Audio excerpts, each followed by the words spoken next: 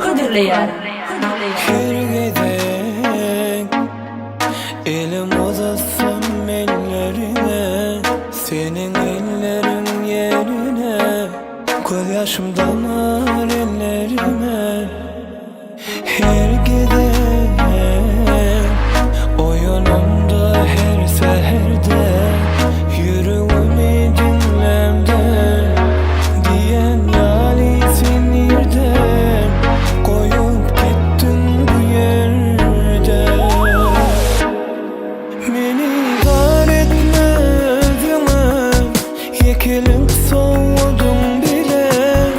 Yine görmeyeceğim seni ananman sensizliğe. Yüzünü görmem bir bağım, mama sensin hasret. Ömür dönem sen sevgin kıskanım bana ay. Yüzünü görmem bir bahar, bana sensin hasret. Ömür dönem sen sevgin kıskanım bana ay.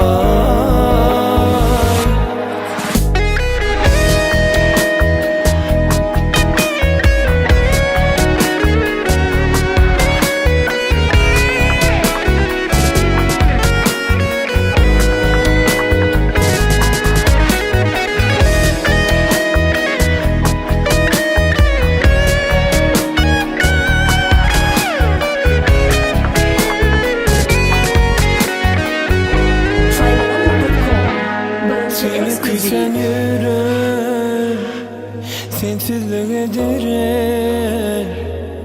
Bu manisiz ömür sensin deme gerek.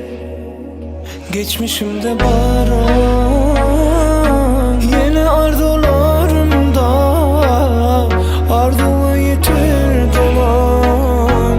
Sevgimi yarım, arzumu yitir, sevgimi yarım. Yüzümü görmeyim bir vakit, bana sensin hasret. Ömür dönem sen sevgin kıskanım bana.